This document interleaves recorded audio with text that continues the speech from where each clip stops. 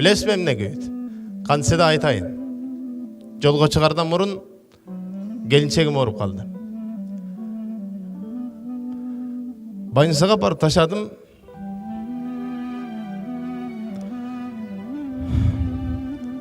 Боюнда бар эле. Бөт тилекке каршы чарчап калыптыр. Таштап келдим. Көз алдымда аякта күйүтүм. Бирок буякта осы келечек үмүтүм бар үчүн келдим.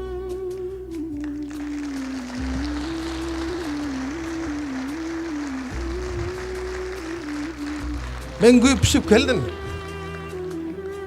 Жан дүйнөм талкаланып келсем да, ата-энемден улуу болгон устаттар ушул жерде сүйлөп отурса, кээ бириң телефон чыгып отурганыңды көрүп жан дүйнөм кейип кеткен үчүн айла жок мажбур сүйлөдүм.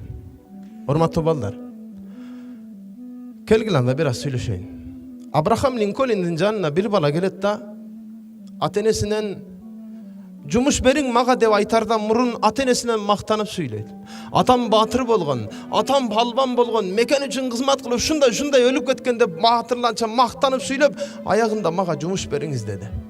Абрахам Линкольн тиги балага карап, балам, сен мага картошканы эстетип атасың. Анткени картошканын да жей турган пайдалуу тарабы жердин астына көмүлгөн, жердин үстүндө жей турган жарактуу эч нерсеси жок деди. Урматтуу балдар, кыздар, качанга чейин ата-энебиз жөнүндө мактанып сүйлөйбүз, алар жердин астына көмүлүп кеткен болсо да. Сен менен мен өзүбүз эмне кылып койдук? Бабам Манас, бабам Чыңгыз деп сүйлөйсүңөр да, келгилечи бүгүн биз эрдик жасайлы, бизден кийинки муун биз жөнүндө сүйлөп өтсүн. Жок, бүгүн биз телефон чыгып отурсак, жок бүгүн илим албасак, жок бүгүн жалкоо болуп жүрсөк. Урматтуу жаштар, Кудайга шүгүр заманда жашап атабыз. Бүгүн балдар атылган танканын огунан ойгонуп аткан жерибиз жок. Эң сонун заманда жашап атабыз. Окуп жүргөн кезимде эстейм. Мен өзбекче гапырыпмын. Базылар айтады, сен Өзбекстанда тугулган ашынчы жашы билесиң. Жок, onun үчүн эмес. Өзбекстанда төрөлдүм, Өзбекстанда чоңойдум, мектепте де ошол жакта бүттүм. Бирок кыргыз айыл, кыргыз мектеп, кыргыз бала бакчада окудум. Мен Ошко келип өзбек тилин үйрөндүм. Бирок бир нерсени айтайын. Улуттун жаманы болбойт. Не бывает плохого народа, а бывает плохой человек. Всё. Урматтуу жаштар, жалпыңарга айтарым. Улутту жаман деп бөлгөндөр, алардын жан дүйнөсү өлгөндөр. Улутту жаман деп сүйлөп тургандар, аларды даан айтам, Кудай ургандар. Пайгамбарыбыз алейхисаламдан бир хадисти айтам сиздерге.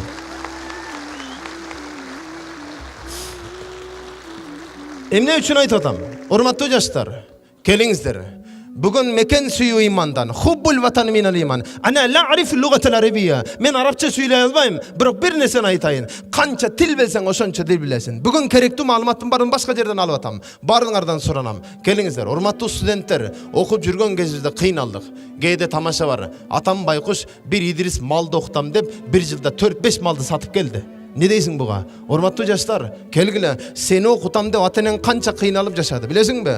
Мен студент кезиммен силерге сүйлөп берейин. Бүгүн студенттер жыйналыпсыздар, анда угуңуздар. Студент кезим. Кечегинде Кореяга бардым. Түштүк Кореянын китепканасына кирсем, китепканасында ушундай жазып коюптур. Today's reader, tomorrow's leader. Бүгүнкү окурман, эртеңки башкаруучу деп жазып отурат. Бүгүнкү интернет чукуган, эртеңки көрдү чукуган жалкоо деп айткым келет. Урматтуу жаштар, келиңиздер, өзүбүзгө өзүбүз көзүбүздү казбайлы. Урматтуу жаштар, бир күндө базарга барып кийим аласың. Китепке акча десек акчам жок дейсиң. Китепке акчаң жок. 300 сомдук китепке акчаң жок, бирок колуңдагы телефондун баасы 13 000 сом.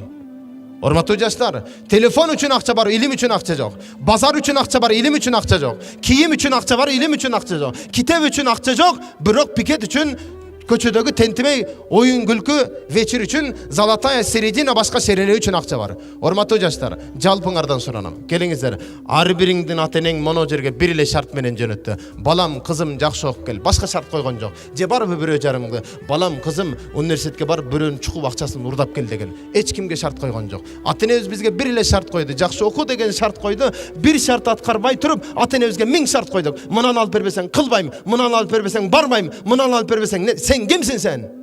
Урматтуулар, келиңиздер.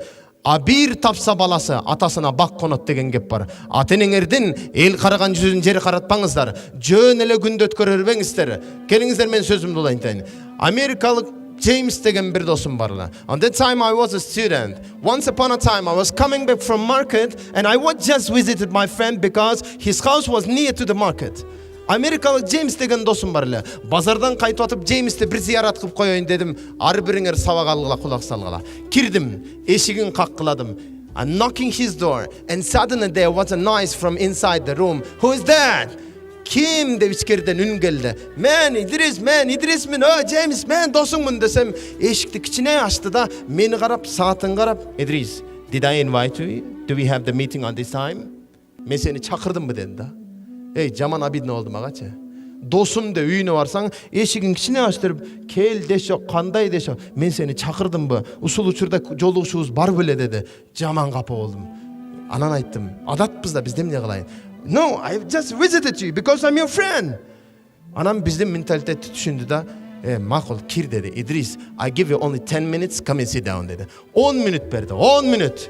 Кирдим, отурам, 10 мүнөттө өзү кухняда идишагын таракта туруп, мен жаман оюмда мага чаяп келет окшойт депмин. Каякта? Андай эмес. Көрсө рюкзагына жолдо жей турган тамагын даярдап атыптыр. Ар бир нерсе план менен. Джеймс мага план менен жашашты үйрөттү. 10 мүнөттөн кийин дагы эмне деп коет кухняда? Speak aloud, I'm listening to you. Катуураак сүйлөйөр, угатам сени. Баланы сүйлөгүң келе. 10 мүнөт 10 сааттай өтүп кетти мага. Жаман обидно болду. Я там сижу, жду пока, когда придет Джеймс. Он подошел ко мне и говорит, окей, time is up, давай уходим. Шундай турдум, экинчи келбейм сениңе дедим го. Бирок Джеймс мага убакыт менен, план менен жашашты үйрөттү. Урматтуулар, сен бүгүн эртең экзамениң бар. Сабак кылып эми отурсаңчы, эшиктен досуң "О" десе, кандай азыр план сыланыңыр ойнойсуң, таштап кетип кала бересиң сенчи. Урматтуулар, план менен жашап, план менен ар бир нерсени өзүңө отчет берип кабыл алууну үйрөнгүлө.